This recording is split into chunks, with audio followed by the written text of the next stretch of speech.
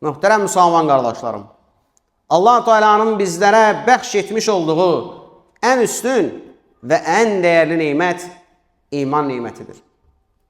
Məhz bu nemət sayəsində bizlər əbədi həyatda insan ağlının heç bir zaman dərk edə bilməyəcəyi üstün nemətlərə qovuşacaq.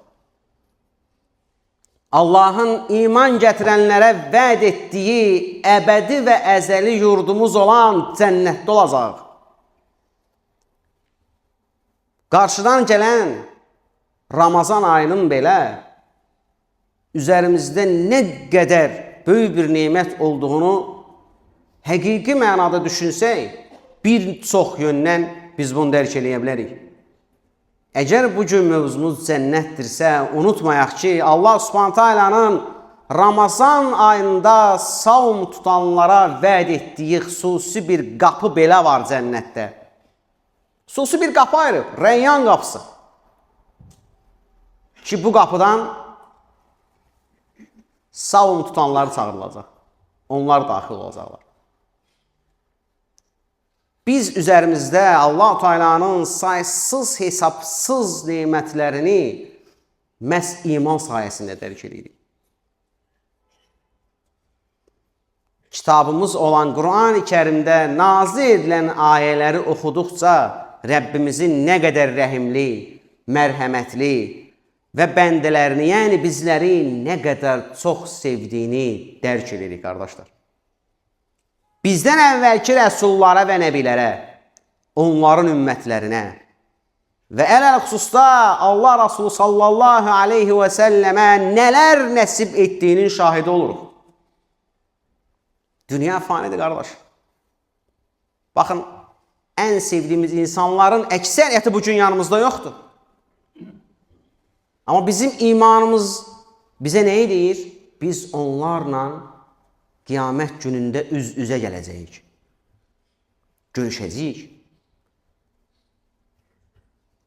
Allahın rəhməti ilə biz cənnətə girəcəyik. Yoxsa bu əməllə, bax bizdə olan bu imanla, bu əməllə, bu vəziyyətimizlə biz çətin ki, cənnətə girək, qardaşlar. Və bir şey fikirləşin. Allah nəsib etdi, düşdük cənnətə.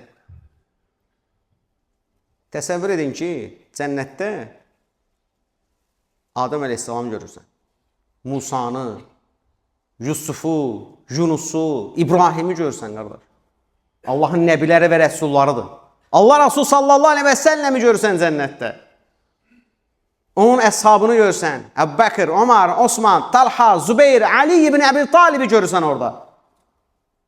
Və onlar məclislərdə oturub söhbət edirlər. Onunla bir yerdə olanlar, İbrahim Aleyhisselamın yanında olanlar soruşur ki, ey İbrahim, sən oda atılarkən nələr keçirirdin? Nə hissləri yaşadın?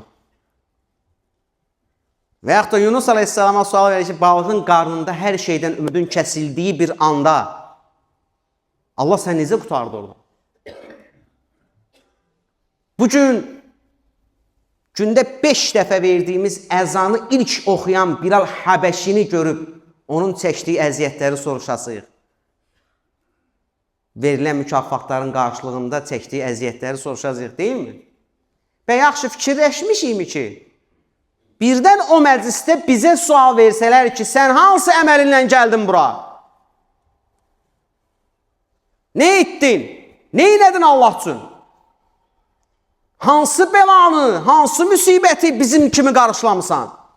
Səni bizimlə eyni mərtəbədə, bu eyni səviyyədə, eyni cənnətdə olmağa gətirən nə oldu? Hansı əməl nə oldu? Nəyimiz var? Bax, qardaş, sual verirəm sizə və özümə. Birinci özümə, sonra sizə. Nəyimiz var? Nə etmişik İslam üçün? Nə etmişik Allah üçün? Nə böyük müsibətlərə qarşı biz səbr etdik? Hansı ağır xəstəlikləri keçirtdik də səbr etdik, Allah nəsib etdi bizə bunu? Cənnət, cənnət, cənnət hamımız istəyir ya o cənnəti, mən də istəyirəm. Amma o cənnət yolu asan bir yol deyil. O yolda gedənlərin başına gələnləri açın oxuyun Qurandan xahiş edirəm.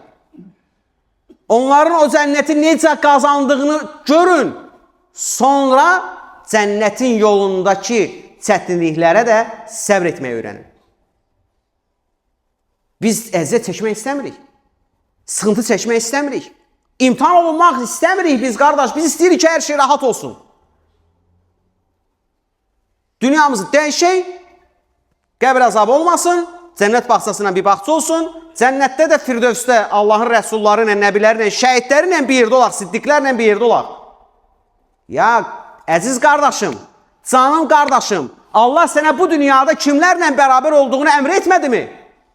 Nə deyir Allah Subhanahu taala Qurani Kərimdə? Və kunu ma'as sadiqin. Sən bu dünyada məgər siddiqlərlə bir yerdə olmusan? Sənin ən yaxın dostların kimi idi? Sən kimlərlə oturub dururdun? Allahın evində hansı işlərlə məşğul olurdun? Kimin arxasından danışırdın? Kimə salamı kəsmişdin? Kimdən üz döndərmişdin? Kimin haqqında lazım olmayan yerlərə gedib şikayət eləmişdin?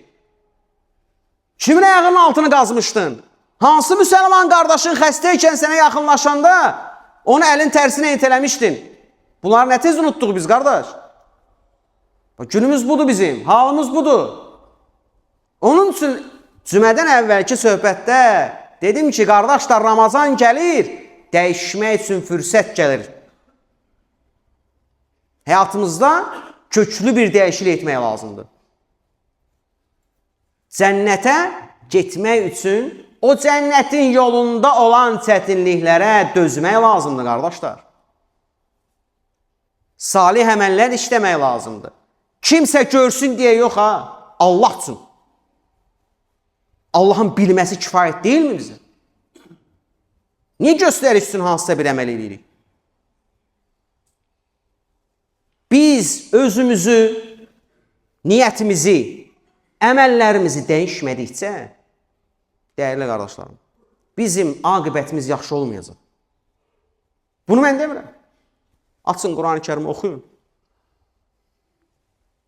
Cəhənnəmdə belə əbədi qalanların olduğunu unutmayın, qardaşlarım. Xalidinə fiyhə əbədə deyir Allah Subhanahu taala. Cəhənnəmdə əbədi qalacaqlar. Əbədi, qardaş! Onlardan olmaq istəmiriksə, eyni şəkildə cənnətdə də əbədi qalanlar var da, bilirsiniz, düzdürmü? Əbədi yurt deyirik ora. Gedəcəyimiz əbədi yurdumuzdur. Biz cənnətdə əbədi yaşayacaqlardan olmağa çalışmalıyıq.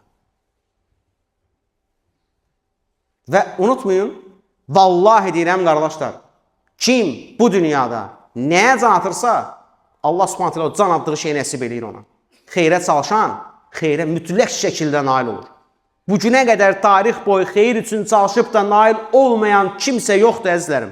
Nə bizdən əvvəlki ümmətlərdə, nə bizim ümmətimizdə olmayıb. Çünki Allahın vədi var. Allah xeyir üçün çalışanlara xeyir qapısı demirəm ha, xeyir qapılarını açır.